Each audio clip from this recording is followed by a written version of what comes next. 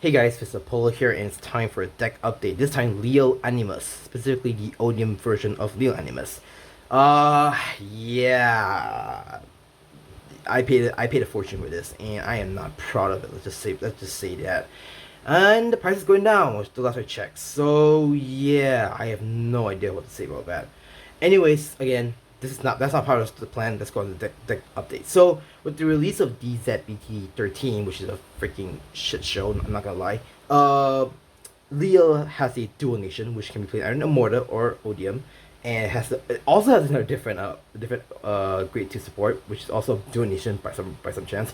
It made the deck much more well, it it's pretty fun. Like this deck, it's really good because the fact that you can copy the name and divine all the skills of your Odium or your Morta, and the fact that this thing is really like allowing you to multi-attack is pretty good because and in fact Animus can enable a multi-attack ability. So let's go on through the deck update. So I'm not gonna go through the stuff I've gone through before. I'm not gonna do stuff I've gone through before. But if you want to check the full video, check out my previous deck profile on Odium. Or in the box if you want more explanation. That's good. Starter, I kept the theme, Gear Quetzal. Great one, take that to get your distant time beast token. Last Station Colossus, so that you can put one card engage to draw two. And the main girl himself being Liael Odium, allowing you to give your front row regards plus 5k for every distorted being engage, and allowing you to get triple drive if you put a card engage, either from rear or from hand. And the divine skill allowing you to have a quote unquote heritage turn where you can get an additional turn after if you have 5 or more gauges. So the right line definitely not changed. I mean, that's nothing to say here really. Okay, so let's go on to the grade 3. So grade 3 is, I mean, you know what the obvious change is. I mean, the latest edition, it's definitely Animus. So Animus is pretty much your, well, the so-called quote unquote finisher of the deck, and also your, well, it's literally the one that enables your multi attack even after you use your divine skill. So if for some reason your opponent survives after your divine skill, you can still do the multi attack along with her. So her skill, continuous.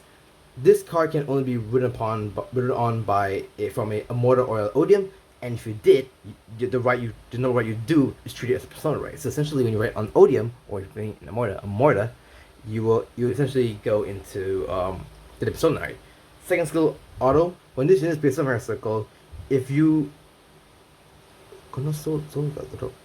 yeah, so choose a Immorta from your soul or drop, Immorta or Odium for soul or drop, and it gets all the abilities and names of that card. Then you look at the top 5 cards to your deck, choose out the one card, put it either in the bind zone or in the greatest gauge, and then you shuffle the deck. If you put a card in the bind, you put one of the cards in the bind in the drop. If you put it in the regress gauge, you choose a card from a regress gauge, and then you just discard it.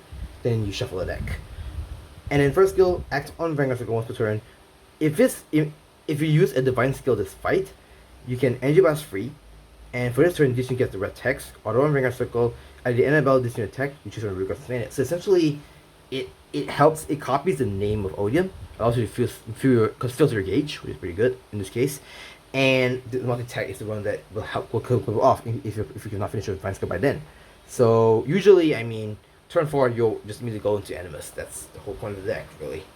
For the grade 3s, I mean, because they focus on grade 3s, you still need to run for Anachronus. Anachronus is still your gauge swapper / your retire power, which, I mean, you have a lot of energy in this deck, so you can go crazy with the amount of energy in this deck. So Anachronus is still important to run him, and of course, because this is Odium, you still need to play for Distorted Bane. Distorted Bane is still the main card, I guess the MVP of the deck, because it's the order that focus on it. So essentially, when you get to play, you can play with Leo Vanguard, and you can switch one. You may switch one and put it in regress gauge. And if you did put it in regress gauge, you can draw one, get your Vanguard 10k. So there's that. Alright, so let's go on grade 2. The grade 2 is also, there are some changes. So here's a new nation, do a nation. Urut and Liael. Yeah, that's the new card. So their skill. When this card is placed into the bind or regress gauge by the ability of your grade 3 or greater Liael, you can look at the top 5 cards of the deck, choose up to one grade 3 that's not a Liael's piece, reveal it, put it in your hand, shuffle the deck. Second skill, auto. When this unit is placed over a circle, you may reveal a Liael from your right deck, and if you did, or if your Vanguard is a grade 2 greater Liael, you can bounce and draw one.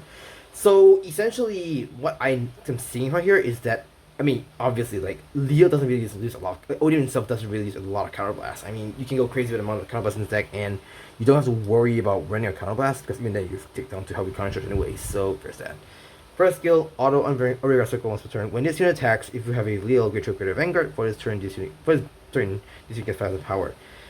If your opponent's Vanguard is Great or greater, instead of 5k, it gets 10k. And if it gets 10k by its ability, you can choose a non-sentinel dominate from a drop and bot deck it. So basically what this does is very simple. As you know, Animus or rather Odium itself really decks up pretty fast. And the fact that you can restand with Animus and also actually it was one turn, never mind. Okay, I forgot. Alright. Anyways, my point being it's a once per turn ability. It can allow you to bot deck a card.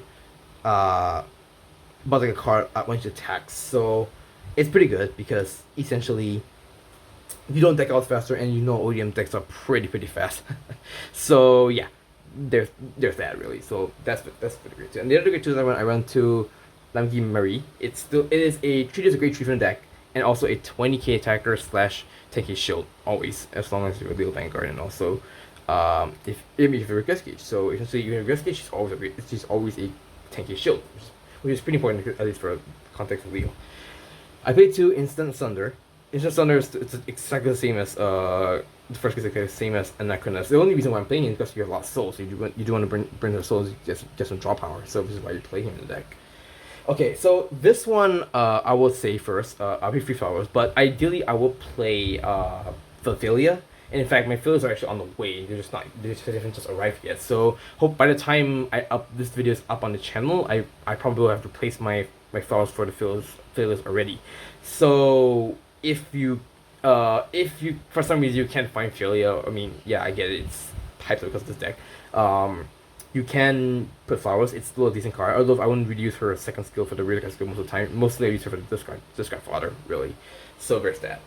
And my regal speed of choice obviously came in the deck. It's Twin Cast. Twin Cast still is important because it's a pretty good shield nonetheless. For the great ones, 4 takedown. So you can search for Animus. You can search for your Distorted Bane, or swap your Distorted Bane for damage if it's in the damage zone. And if in some cases you can search for Anachronus and Lamgi.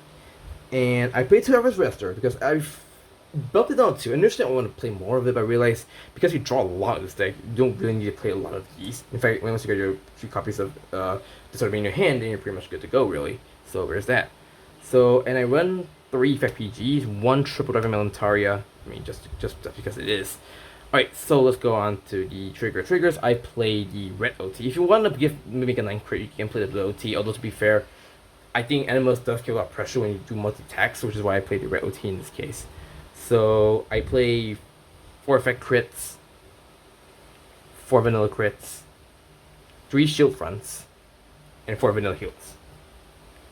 So yeah, that's it for my little deck up in Odium, specifically Liael Animus. Very strong deck.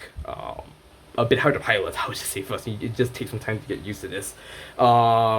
Yeah, this is my deck I'm entering for the trio fight this on the Saturday, and like I said, this video will not be up until like Saturday evening, where by then the event will be over. So there's that. This is my deck update, and you'll probably right now I already mentioned that also plays Philia.